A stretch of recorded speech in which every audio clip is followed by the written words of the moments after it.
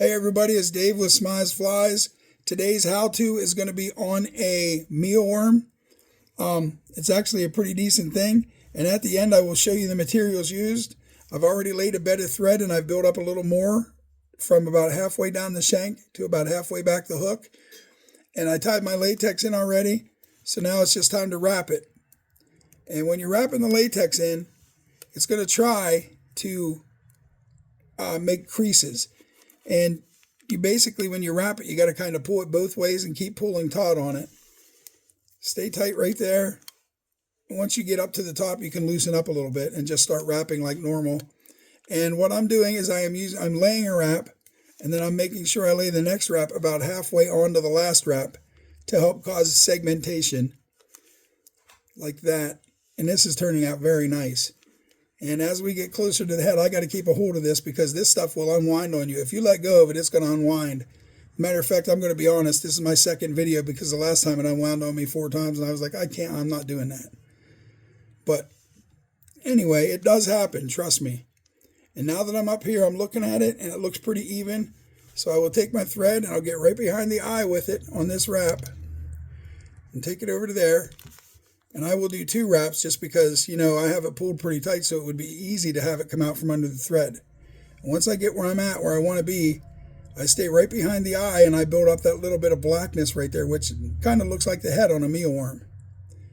And I'm staying right there. Now that I got that done, just grab this and pull it tight and give it a snip. There it is. It's pretty much a done deal already, but we're going to do the last few steps, which will be the whip finish, the latex, the UV resin, and then the cure. So here's the whip finish. I like to give it a good 4 or 5 turn rep, depending on how thick my head is already. I'll either do 4 or 5. Today it's going to be 4 because I like where it's at. That was 4 wraps. Bring it up, get it all nice and tight, and I like to do this and wiggle it around to make sure the knot's good. And then I'll come up right up against the body on the bottom and snip it. Okay, and as for resin, you guys check this stuff out. This is UV craft resin. It's a nice thin formula, and I'll show you. I'll lift it straight up and you'll see it drip right off instead of, it's not bad at all. It's pretty decent thin stuff. And I got a nice little brush with it too. So what I do here is I dab it a few times, and then I'll go underneath and do the same thing. And then I will slowly work this around to where I want it and hit it. And then I like to dry my brush off a little further and dab it some more. Not that it's putting more on, it's actually taking any excess that's there off. And you don't want to hit the eye of your hook, because if you do, you're gonna UV resin your hook eye. So I take my bodkin and I stick my bodkin in there as I cure. Now right now I'm curing. There we go. My light just got dim for a second. That was wild. I do both sides, and it doesn't take long. This Solarez flashlight, or this UV light, is just amazing. I bought it in a kit. I think it was called the Rody kit, and it came with thick, hard, and flex resin and the light. 980 nanometer light, and it's strong. I mean, it'll cure fast. So there it is, the finished product. And as I usually do, I'm going to stick it in a pair of tweezers and get it up close and personal for you guys to see. There's your finished product. And that looks just like a waxworm. Now, there's something there I didn't like right there. So we're going to go ahead and I'm going to hit the lighter and get those extra hairs that are stuck there. I don't know why I had hairs there. I didn't use anything but thread, and that was white hairs. I must have had a piece stuck there. But there you go. I mean, you look at that, you can clearly tell that that's a wax or a mealworm, not a waxworm. We're doing mealworms. That's the finished product. And I'll show you here in a second the latex that I did use. You can get latex over at the Flysmith. You can get his the other stuff over there. It's called Gatorback. This particular stuff I found it because I like the color. It's called Gold, and it came from Fly Tires Dungeon, right here.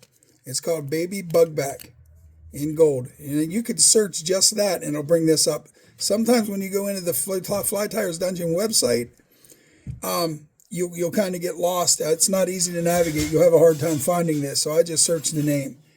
And this is what it looks like. You get 5 yards of it. And I'm picking up what's left of the 5 yards now that I've tied a few. But when I say you get a good bit, you do. Right there it is. There's a good bit there, and there's still more sticking everywhere right now. I've got it all over the place. And what I really like about it is the color gold that matches up with the color of the mealworm. If I had to, you can use clear resin. The only thing is you'll have to get a couple different colors of marker and use your body, what's that called? Underbody material. It's a white. And then you put that on your hook first, and then you do your half hitch and cut it off, and then you start doing your marker work. If you use clear latex then, and then clear UV resin on top, you can hit it with your light, and the colors that are underneath that are on that white, what did I call that? It's woolly nylon is what I call it, but it's actually underbody. But the underbody color that you have on there will shine through the latex once it's cured. And anyway, you guys, here's a couple more things. I use this too. This is a good bobbin. This is the tension bobbin from the Flysmith. This is one of the real good ones. Take a look at that. Isn't that thing beautiful? There's that. Get yourself, that's over at the flysmith.com. These are Flysmith scissors. Right there's the name. I'm going to try to show you the blades on that. These things are epically sharp, and I've used these for 4 months now, and they're still just as sharp as ever. Anyhow, you guys, that's it for today. That was my video, was the mealworm, the how-to mealworm. And I hope you guys enjoyed the video. If you did like it, please press like for the video. And if you don't mind, please subscribe to me. It's free to do, and I'm trying to get to 1,000 followers or 1,000 subs so that I can go live with you guys. I could go live now, but I could only have 25 people in the room with me, and you wouldn't be able to comment, so there'd be no interaction, which I'm all about interacting. So once I get to 1,000, you guys can comment. We can talk back and forth, ask any questions, whatnot. And I'm going to need a few good moderators at that point too. So I appreciate you guys very much for being here. You guys have a good day. God bless.